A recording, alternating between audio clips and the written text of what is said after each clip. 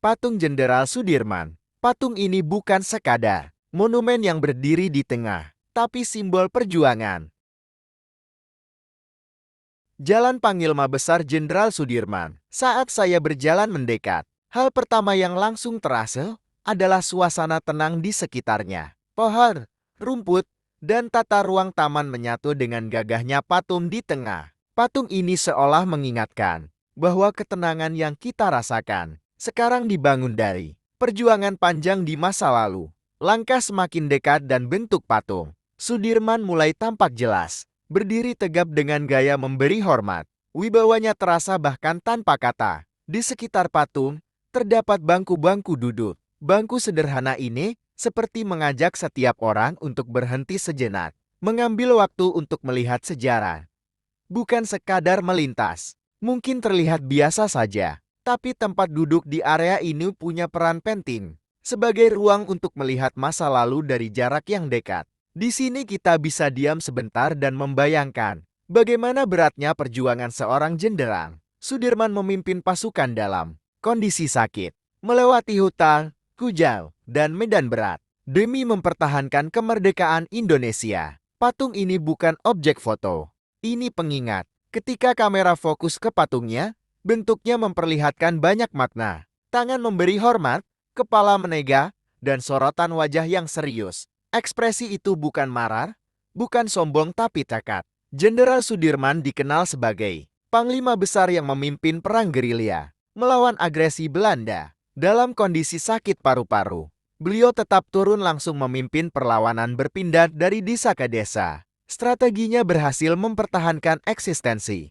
Republik Indonesia di mata dunia internasional. Setiap detail patung ini seperti dirancang untuk menangkap momen sejarah itu. Bahkan pakaian militernya terlihat tegas, menggambarkan sikap pantang menyerah yang seharusnya menjadi contoh bagi generasi saat ini.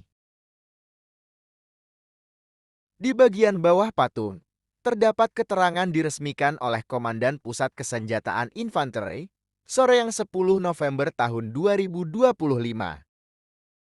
Disinilah nama, tahun perjuangan, dan penjelasan mengenai Jenderal Sudirman dicantumkan.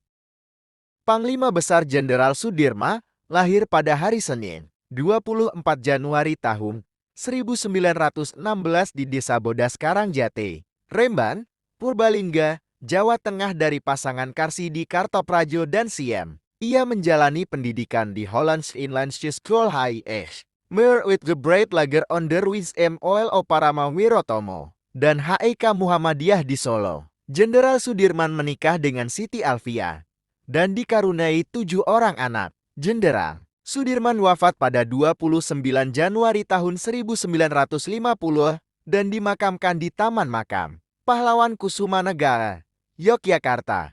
Beliau dianugerahi gelar pahlawan nasional melalui Keputusan Presiden No. 314 tahun 1964 dan dipromosikan menjadi Jenderal Besar TNI pada tahun 1997.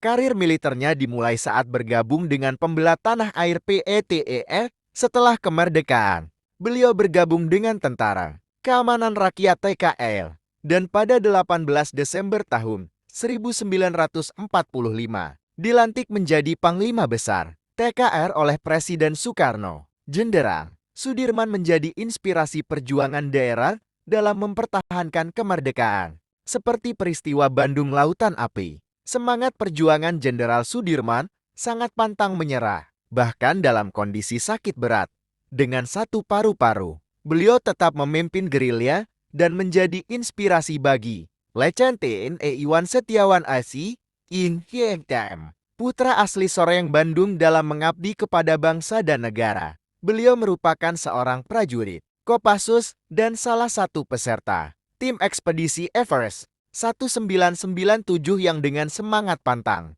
menyerah berhasil menaklukkan puncak tertinggi di dunia. Kebanggaan Letjen TNI Iwan Setiawan diwujudkan melalui pembangunan Patung Jenderal Sudirman di Soreang, Bandung. Pemilihan Soreang sebagai lokasi pembangunan patung ini berkaitan dengan sejarah Soreang sebagai tempat pengungsian dan tempat sementara setelah peristiwa Bandung Lautan. AP dan tempat terakhir operasi. Penumpasan gerakan Warman pada tahun 1981. Saat membaca bagian ini, kita tidak hanya melihat informasi. Kita seperti diajak kembali pada masa ketika Indonesia masih berjuang memastikan bahwa kemerdekaan bukan hanya kata, tetapi kenyataan. Tulisan sejarah ini juga menegaskan bahwa patung bukan sekadar karya seni. Ini adalah arsip terbuka, semua orang bisa membaca, memahami, dan membawa pulang pesan perjuangannya. Ketika kamera perlahan menjauh, patung tetap berdiri kokoh di tengah frame. Ada makna sederhana di momen ini, kita akan kembali ke kehidupan sehari-hari. Jenderal Sudirman mengajarkan bahwa keadaan sesulit apapun, selama kita berpegang pada tekad, maka langkah ke depan selalu ada. Patung ini bukan hanya simbol sejarah, tapi pengingat untuk kita semua. Bukan untuk mengagumi masa lalu, tapi untuk meneladani semangatnya di masa sekarang. Terima kasih telah menonton video ini. Semoga informasi yang disampaikan dapat menambah wawasan kita.